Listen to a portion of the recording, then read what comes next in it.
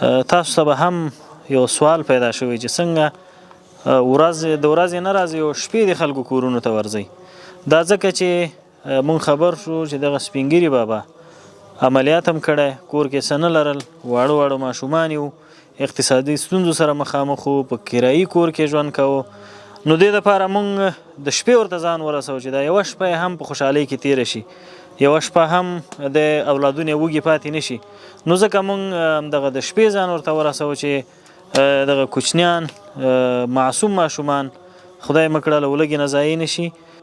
ماشومان مې مریضان و، خاوند مې عملیاتي ده، معیبه ده او هېڅ د ما په کور کې نه و، نن شپه ما ارګانه هم نه لرله او دا مسلمانان راغله د ما د کور سروي د شپې له مخې نه وکړله. چا ورته د ما د کور ادرس ورکړی و او دلته راغله، ما ته اوړه راوړل، ما ته وریجې راوړې، د ما د کور مشکلات یې رفع کړ. خدای د دې سره ډېر ښه وکړي. د ما د استخصاصي هغه مې ډېر ضعیفه ده نو ورور او ماشومان مې ټول مریضان دي، زه خپله هم مریض یم، په کرایي کور کې پرته یم او دا کور باندې اوس ما باندې حال بد ده. ما ته وایي چې ته له دې کوره وځه، یا یې ګرو واخله او یا یې کرا جګه کړه. نه مې ګرو ته وسه کېږي نه مې کرا ته وسه کېږي او د ما د کور وضع ډېره خرابه وه. یو دانه غوا مې وه هغه هم مرداره شوله او اوس مې کور کې هېڅ شی نه و او دغه مسلمانانو ما سره ډېر غټ کومک وکړو. خدای دې ورسره خپل ښه وکړي، خدای دې د دې په ځوانۍ برکت کړي. په افغانستان کې که ټول افغانان نه وي نو 80% افغانان په دغسې حالت کې ژوند کوي.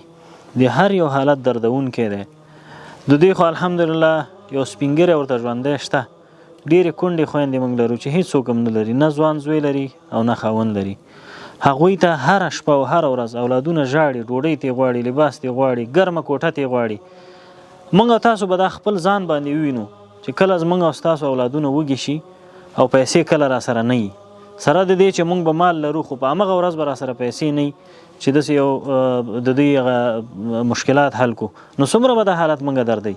او که چېرته غریبي دغسې حالت موږ او تاسو خپله په ځان باندې ووینو، کوټه مو یخی، باران یې څڅېږي هم، قرضدار مو هم دروازې ته ولاړي، مریض مو په شفاخانه کې او کور کې مو څه نه وي. دا حالت که موږ او تاسو په خپل ځان باندې ووینو، فکر پکې وکړو، څونه به موږ او تاسو ودردوي. نو راځئ چې د افغانانو په حالت باندې هم فکر وکړو. همدغسې دردونه زموږ په هیواد کې په هر کور کې شته. نو الله رب العزت دې د افغانانو مشکلات حل کړي، الله تعالی دې په دوی باندې رحم وکړي. انشاءالله احساس خیریه بنسټ ستاسو په خدمت کې دی. دغه سروې چې کړې وه د لغمان ولایت د احساس خیریه بنسټ ساحوي دفتر ملګرو کړې وه چې موږ ته خبر راکړو، موږ الحمدلله رسیدګي ورته وکړه. نو موږ به انشاءالله ستاسو مرستې د افغانستان هر کلی، هر ولایت، هر کونج ته چې وغواړئ موږ په ډېر شفافیت سره انشاءالله د افغانستان هر ګوټ ته رسولی شو.